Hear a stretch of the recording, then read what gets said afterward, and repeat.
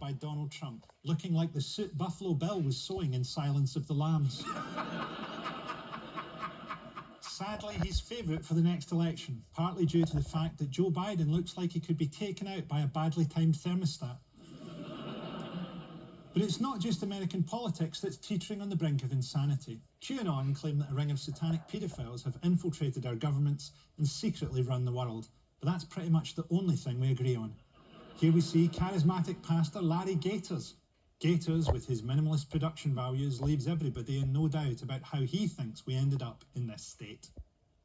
The past 6,000 years, beloved, of our earth's recreation since Genesis 1 and 3, its entire history, our entire historical pattern has been manipulated by manipulators whose sole intent is to manipulate manipulation as being manipulated. I want you to hear me tonight. Walk with me. Our entire historical pattern has been manipulated by manipulation as being manipulated. Our history has been fully manipulated by manipulators whose sole intent is to manipulate manipulation. Thank you, Pastor Elijah. He makes, I think, a very fair point. I think the blood of Christ has given him dementia. Why had he set the camera so high up? He sort of looked like a minion. You can't see the fact that his arms, his sleeves are actually buckled to his sides. I was trying so hard to understand what he said. I feel like if you copied out his speech and put it in Google Translate, it would not detect it as English. He said manipulation about 1,700 times. And then when it came to saying the word pattern, he went, pattern.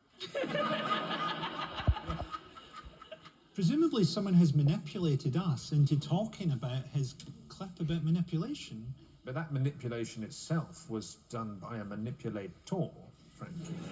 Which is in order to manipulate? Manipulate both us and the manipulators. Well, I think we've put that to bed. Extraordinary end to the year. Farewell 2021.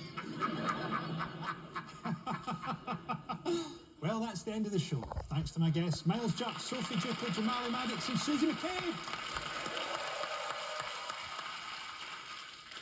But before I go, I'd like to leave you with this thought. The proper thing to reflect on at the end of any year is the ageing of things, the decay of our political systems, bodies and planet. The real test of ageing is the beanbag.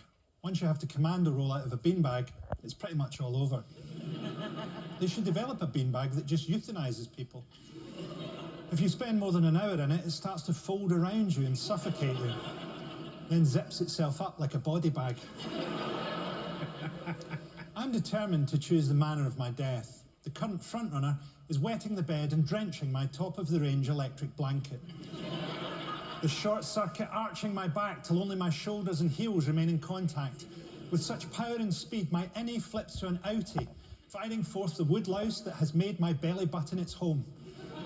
The woodlouse, whose name is Giovanni, briefly experiences an unparalleled broadening of its horizons before 1 billion years of reflex sees it pull into a sphere, land, and bounce through the open window by my bed onto the snow outside, where it rolls downhill, gathering speed and coating, till at the valley bottom a ball the diameter of the London Eye flattens a chalet. A chalet where I have anonymously invited all who have wronged me throughout my life to a luxury weekend deploying the timeless lure of fondue and oral. Although if you're watching and you've just got the invite, it really is just a weekend of fondue and oral. In Britain, our political system is dying, and the quality of our politicians is a morbid symptom. Take our Prime Minister. Recent polls show his popularity is declining, and he's losing support in the Commons. Can we really expect compassion from someone like Johnson, a man whose earliest memory will be getting pushed onto the gravel drive of a boarding school from a moving car? Perhaps capitalism itself has now reached its endpoint, with billionaires heading off to space to flee its inevitable collapse. Jeff Bezos went up there with his brother. I didn't want them to die exactly. I wanted the straps that were holding them down to cut into them both and castrate them, so that when they got to zero gravity, their cocks would start bobbing about in the compartment and go into each other's mouths.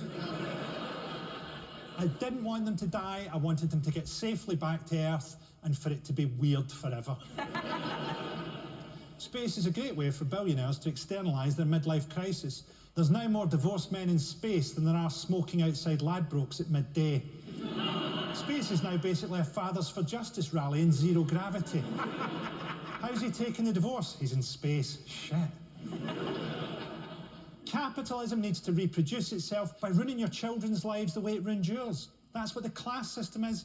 That's what the climate catastrophe is. We saw this at the COP26 conference this year. Perhaps it wasn't a great idea to hold the conference in Britain. Britain isn't very good at dealing with disaster, because disaster is a thing that happens to other countries, and often Britain is the disaster that happens to them. Good night.